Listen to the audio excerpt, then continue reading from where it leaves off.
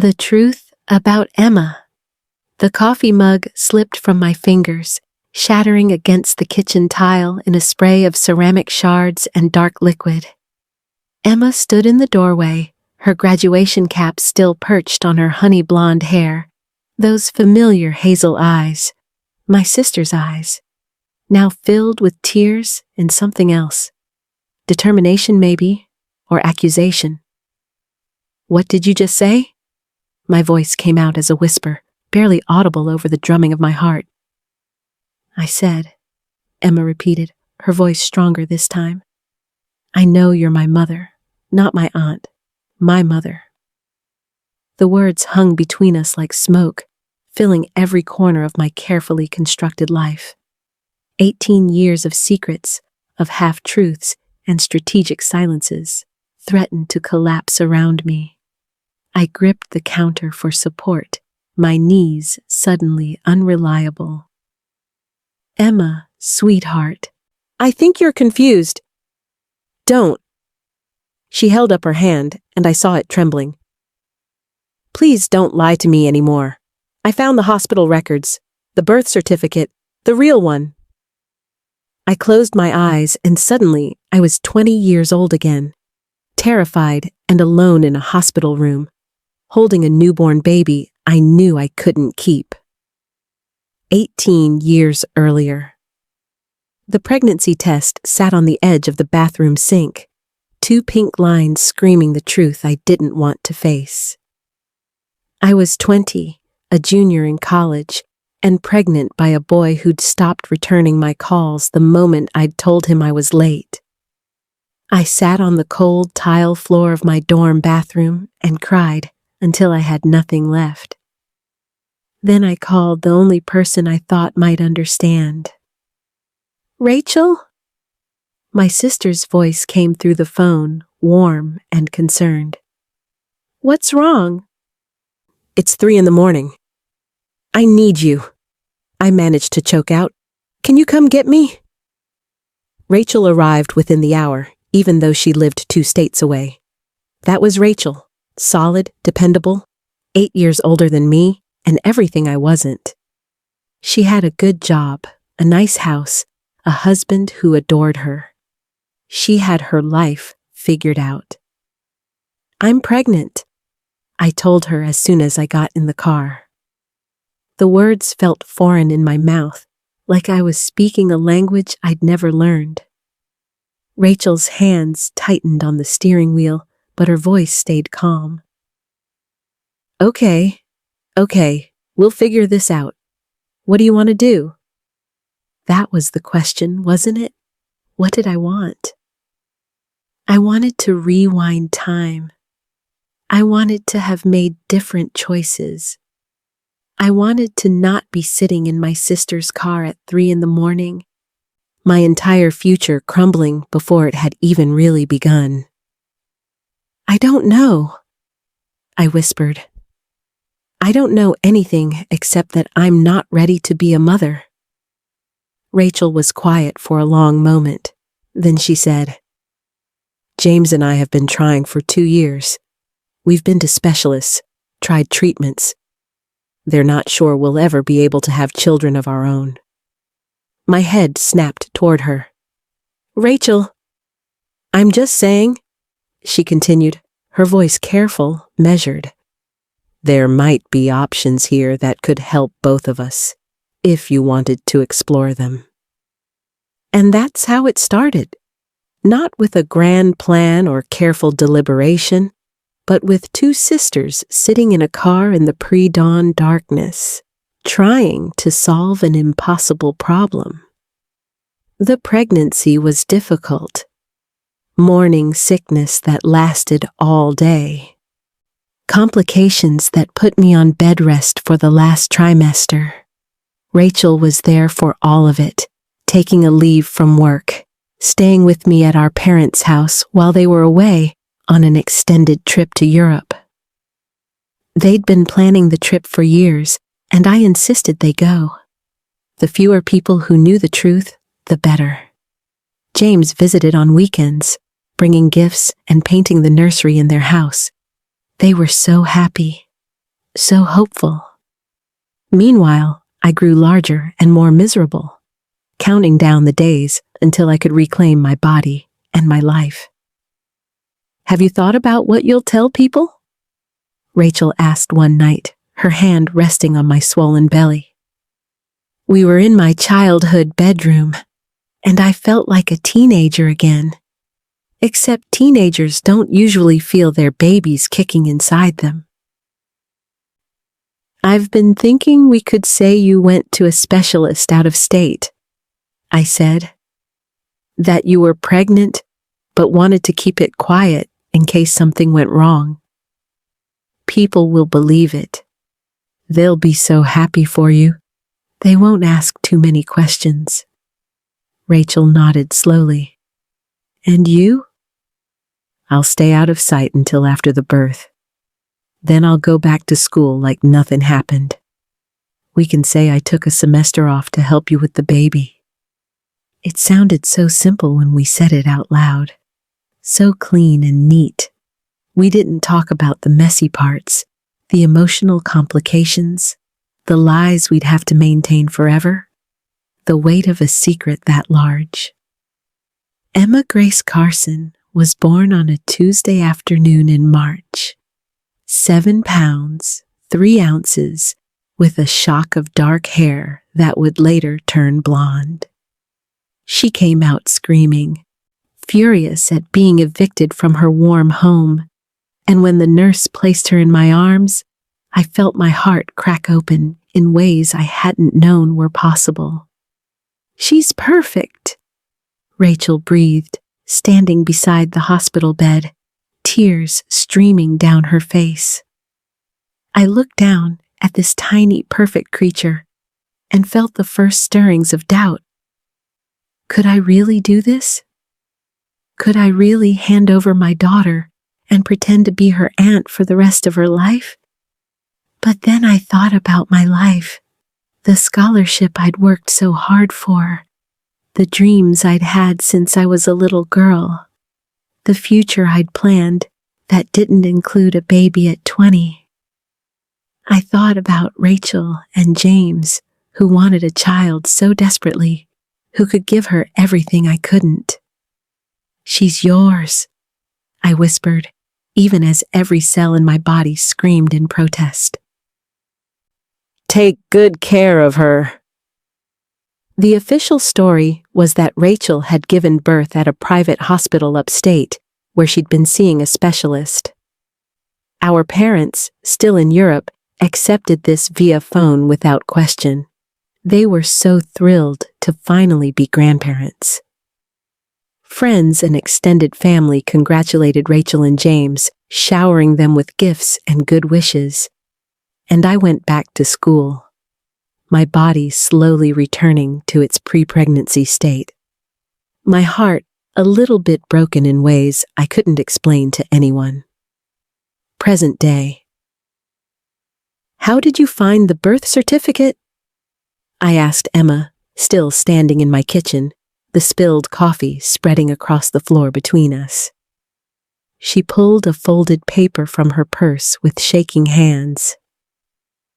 I was applying for my passport for the study abroad program. Dad gave me the safe deposit box key to get my birth certificate, and I found this. I took the paper, though I didn't need to look at it to know what it said. I'd seen the original once, years ago, before Rachel had it sealed and replaced with an amended version that listed her and James as parents. Certificate of live birth. Mother, Caroline Mitchell. Father, unknown. Why? Emma's voice cracked. Why would you lie to me my entire life? I moved automatically, grabbing paper towels to clean up the spilled coffee, needing to do something with my hands. Emma didn't move from the doorway. It wasn't supposed to be a lie, I said quietly. It was supposed to be the best decision for everyone involved. The best decision? Emma's voice rose. You gave me away. You didn't want me. That's not true. I straightened up, finally meeting her eyes. Emma, I was 20 years old. I was a junior in college with no money, no support system, no idea how to be a mother. Your mother, Rachel, she and James were desperate for a child. They could give you everything I couldn't. So you just handed me over like I was some kind of problem to be solved? The accusation stung because it held a grain of truth, but it was so much more complicated than that. Can we sit down? I gestured to the kitchen table. Please? This is a long story, and you deserve to hear all of it. Emma hesitated, then slowly made her way to the table, careful not to step in the coffee. She still wore her graduation gown, I realized. She should have been at the celebration party with her friends right now, laughing and planning her future. Instead, she was here. Her world turned upside down by a truth she'd never asked for. I sat across from her and took a deep breath. What do you want to know? Everything, she said simply. I want to know everything. So I told her. I told her about the boy whose name I couldn't even remember now, about the pregnancy test and the terrified phone call to Rachel. I told her about the long, uncomfortable months of hiding, the difficult birth, the moment they placed her in my arms, and I knew I was making both the right decision and one that would haunt me forever. I held you for maybe 20 minutes, I said, my voice thick with old grief. Then I gave you to Rachel, and I watched her face light up in a way I'd never seen before. She looked at you like you were the answer to every prayer she'd ever said. And I knew, in that moment, that I'd done the right thing, even if it broke my heart. Emma was crying silently, tears tracking down her cheeks. Did you ever regret it? Every single day, I admitted, and never, all at the same time. Does that make sense? She shook her head. Not really. I regretted not being your mother, not being able to tuck you in at night, kiss your scraped knees, be there for your first words and first steps. But I never regretted that Rachel was your mother. She was incredible, Emma. You know that better than anyone. Rachel had died 3 years ago, a car accident that had been sudden and senseless and devastating. In the aftermath, I'd moved closer to help James with Emma, who'd been a heartbroken 15-year-old trying to navigate the loss of the only mother she'd ever known. Is that why you moved here? Emma asked. After Mom died? Out of guilt? I moved here because you needed someone, I said. Because James needed someone. And yes, maybe because I felt guilty that Rachel was gone and I was still here, when she was so much better at being your mother than I ever could have been. Emma was quiet for a long moment, processing. Then she asked the question I'd been dreading. Who's my father? His name was Tyler Matthews. He was a senior when I was a junior. We dated for about 3 months, and when I told him I was pregnant, he suggested I take care of it, and then stopped answering my calls. Do you know where he is now? I shook my head. I never looked. He made it clear he wanted nothing to do with us. That was fine by me. Does he know about me? No. Rachel and I, we decided it was better that way. Less complicated. Emma laughed, but there was no humor in it. Less complicated? Right, because this whole situation is so simple. Emma, does Dad know? She interrupted. James, does he know that you're my biological mother? Yes, he's always known. It was his idea, actually, to have the birth certificate amended. to make sure there would never be any legal complications. So everyone knew but me.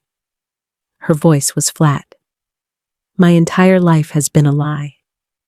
Your life hasn't been a lie, I said urgently. Rachel was your mother in every way that mattered.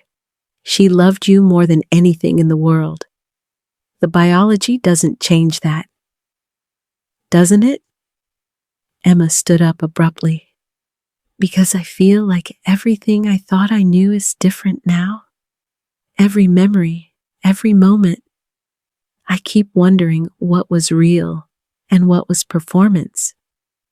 It was all real, I insisted, standing to face her. Rachel's love for you was real. James's love is real. And my love. My voice broke. Emma, I have loved you since the moment I knew you existed. I loved you enough to give you to someone who could be the mother you deserved. I don't understand how you could just give me away, she said, and the pain in her voice was like a knife to my chest. How you could just pretend to be my aunt all these years. How you could watch me call someone else mom and never say anything. It nearly killed me, I whispered, every single time. But I made a choice, Emma. I made a choice because I thought it was what was best for you. Maybe I was wrong. Maybe I should have fought to keep you, struggled through college with a baby, figured it out somehow. But I can't go back and change it now. All I can do is tell you the truth and hope you can forgive me. Emma wiped her eyes with the back of her hand, smearing her mascara. I don't know if I can. I don't know if I can forgive any of you. You, Rachel Dad, for lying to me. I understand, I said, even though the words felt like they were tearing something vital inside me. You have every right to be angry. I'm not just angry, Emma said. I don't even know what I am. Confused. Hurt. Betrayed. And the worst part is that Mom isn't even here for me to yell at. She's gone, and I can't ask her why she went along with this. I can't ask her if she ever felt guilty. I can't. Her voice broke completely, and she buried her face in her hands. I moved without thinking, pulling her into my arms the way I'd wanted to do 1,000 times over the years, but had always held back from. To my surprise, she didn't pull away. She clung to me and sobbed, and I held her and cried too, for the first time in 3 years, allowing myself to grieve not just my sister, but the relationship with my daughter that I'd given up before it even began. The days that followed were complicated. Emma went back and forth between wanting to talk and refusing to see me. James, when he found out that Emma knew, was devastated. I told Rachel we should tell her when she turned 18, he said, sitting in my living room with his head in his hands. I said she deserved to know before she became an adult, but Rachel was scared of losing her. Rachel could never have lost her, I said quietly. Emma adored her. I know. But Rachel was always afraid that if Emma knew the truth, she'd feel differently about her, that she'd see her as the woman who took her away from her real mother. He looked up at me. She loved Emma so much, Caroline. You know that, right? This was never about stealing her from you. I know, I said, and I meant it. Whatever complicated emotions I'd struggled with over the years, I'd never doubted Rachel's love for Emma. Rachel was a wonderful mother. Emma was lucky to have her. And now Emma thinks her whole life was a lie. James's voice was heavy with guilt. Maybe we should have told her sooner. Maybe we can't go back. I interrupted gently. All we can do is try to help her through this now. but helping Emma through it proved more difficult than I'd anticipated. She threw herself into preparations for college and her study abroad program, using busyness as a shield against having to process her feelings.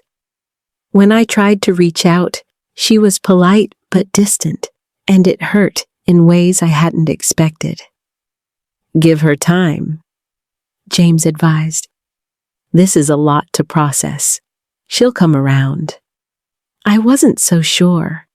I'd seen the look in Emma's eyes, the sense of betrayal, the feeling that she couldn't trust the people who were supposed to love her most. "How did you come back from that?" 3 weeks after Emma found the birth certificate, I got a phone call at 2 a.m. My heart jumped into my throat as I fumbled for my phone. Nothing good ever came from calls at that hour. "Aunt Caroline?" Emma's voice was small, younger than it had sounded in years. "Can you come get me?" "Where are you?" "Are you okay?" "I'm at the park by the high school. I'm fine. I need someone." I was in my car within 5 minutes, driving through the empty streets to the park where Emma used to play as a child. I found her sitting on a swing, still wearing her pajamas with a jacket thrown over them, her bare feet pushing against the wood chips. "Emma?" I approached carefully, like she might startle and run. "What happened? Does your dad know you're here?" "I left him a note. I just needed to get out of the house."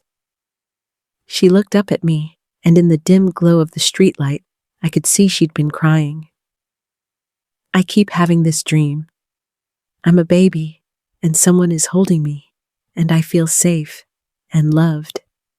And then they give me to someone else, and I'm crying, but no one is listening." I sat down on the swing next to her, my heart breaking. "Emma, I know it's not a real memory," she continued. "Babies don't remember being that young, but it feels real. It feels like some part of me always knew something was wrong." "Nothing was wrong," I said softly. "You were loved. You've always been loved. By everyone except the one person who was supposed to love me no matter what." Her voice was bitter. "My own mother didn't want me." "That's not true." I gripped the chains of the swing so hard my knuckles turned white. "Emma, I wanted you so much it physically hurt. I wanted you so much that I stayed up nights trying to figure out how to keep you. But I was 20 years old with no money, no support system, and no idea how to take care of a baby." Every expert I talked to said the same thing. The best thing I could do for you was give you to a family who was ready for you. "Rachel wasn't some stranger," Emma argued. "She was your sister. You could have stayed in my life. You could have been there and told me the truth." "You're right," I admitted. "We could have done it differently. We could have told you from the beginning, raised you with the knowledge of your origins. But we were scared, Emma. We were scared of judgment, scared of legal complications, scared of hurting you. We made the decision we thought was best at the time, and maybe it was wrong, but it came from a place of love, not rejection." Emma was quiet for a long moment, swinging gently back and forth. "What was I like? As a baby?" The question caught me off guard. "What?" "You held me for those 20 minutes. What was I like?" I closed my eyes, reaching back to that moment I'd tried so hard to both remember and forget. "You were perfect.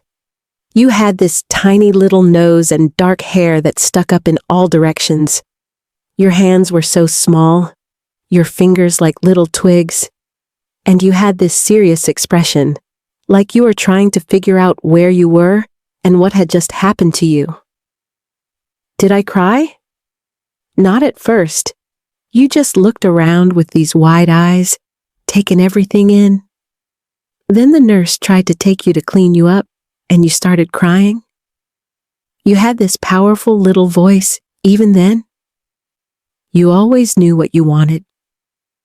Emma smiled slightly. Mom, Rachel, she used to say I came out of the womb opinionated. That's true.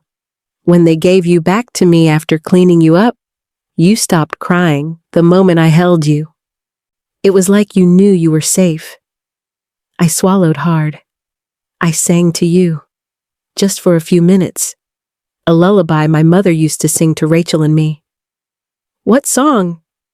I hesitated, then softly sang, Hush, little baby, don't say a word. Mama's gonna buy you a mockingbird. Emma's breath hitched. Rachel used to sing that to me when I couldn't sleep. I taught it to her. I whispered. I thought, I wanted some part of me to be with you, even if you didn't know it. We sat in silence, two women on swings in the middle of the night, connected by biology and secrets and 18 years of complicated love. I'm scared, Emma finally said. I'm scared that if I forgive you, it means what you did was okay. And I'm scared that if I don't forgive you, I'll lose you too. And I can't. Her voice broke. I can't lose anyone else. I reached over and took her hand. You're not going to lose me. I'm not going anywhere, Emma. Whether you forgive me or not, whether you want me in your life or not, I'm here. I'll always be here. Promise? I promise. She squeezed my hand, and we sat there until the sky started to lighten, talking about everything and nothing. She told me about her fears about college, her worries about leaving James alone, her dreams for the future. And I listened, really listened, the way I'd always wanted to, but had been too afraid to push for. As the sun rose, Emma turned to me and asked, Can I call you Caroline instead of Aunt Caroline? It wasn't Mom. It might never be Mom, and that was okay. Rachel would always be her mom, in the ways that mattered most. Of course, I said. You can call me whatever feels right to you. Caroline. She tested the name, and then nodded. Yeah, that feels right. 6 months later, I helped Emma pack the last of her boxes for her freshman dorm room. James had already loaded up the car, and we were set to make the 3-hour drive to her college the next morning. Did you pack your passport? I asked, checking my mental list. You'll need it for the spring semester abroad. Got it. And before you ask, yes, I packed my medications, my laptop charger, and that ridiculous amount of socks you insisted I'd need. You can never have too many socks, I said mock seriously, and she laughed. Our relationship had slowly healed over the past months. It wasn't perfect. There were still moments of tension. Still conversations we needed to have. But it was real in a way it had never been before. No more secrets, no more pretending. Emma sat down on her bed, looking around her childhood room. Do you think Rachel would be proud of me? Going to her alma mater, planning to study abroad like she did? She would be incredibly proud of you, I said without hesitation. She was always proud of you, Emma. You were her greatest joy. I wish I could talk to her about all this, about finding out the truth. I have so many questions I'll never get to ask her. I sat down next to her. You can ask me. I might not have all the answers, but I'll tell you everything I know. Did she ever regret it? Taking me? Never. Not for one single second. But I think toward the end, she did regret not telling you sooner. She was working up to it.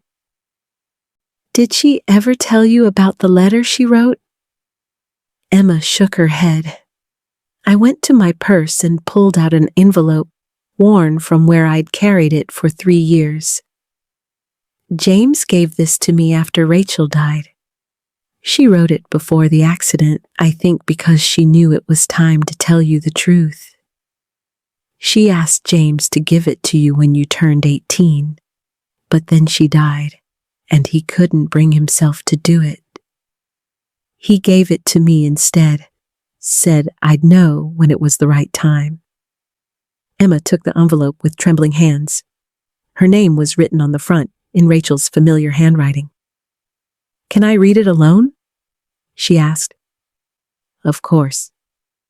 I left her there and went downstairs, where James was drinking coffee at the kitchen table.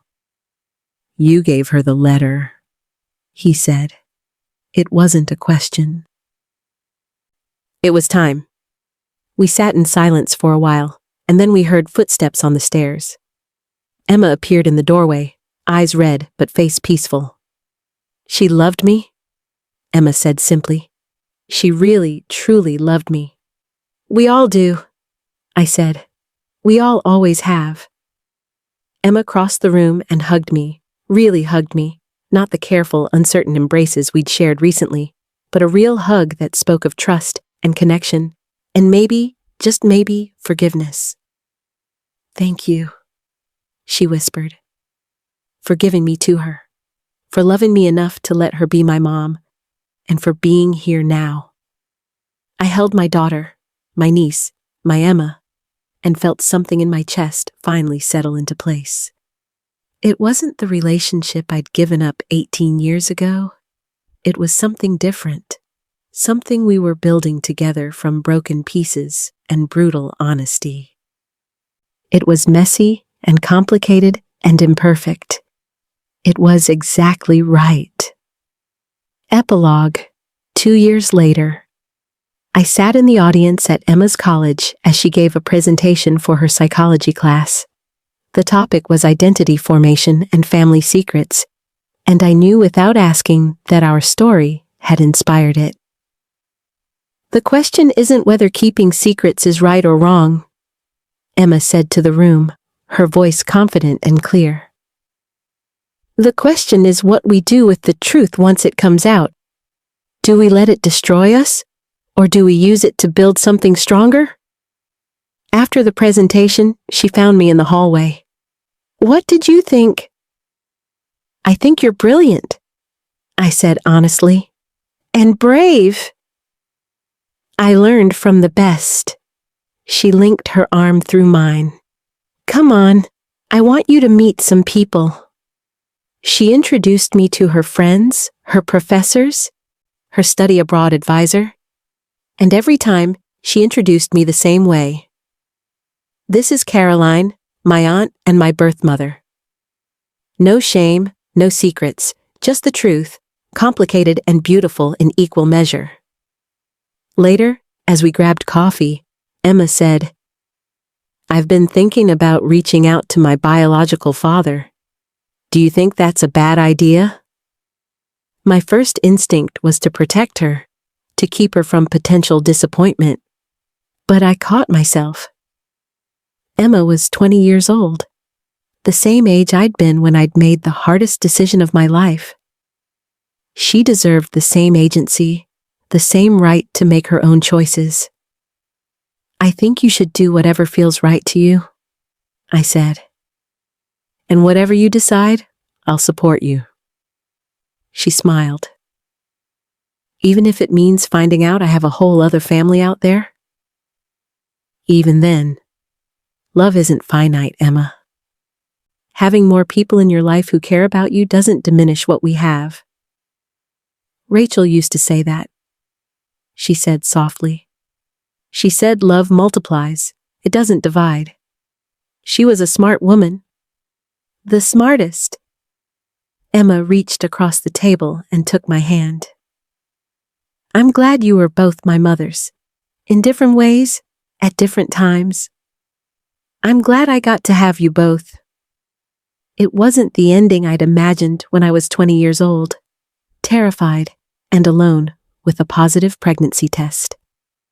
It wasn't even the ending I'd imagined 6 months ago, when Emma had stood in my kitchen and shattered both our worlds with 4 words, "You're my mother."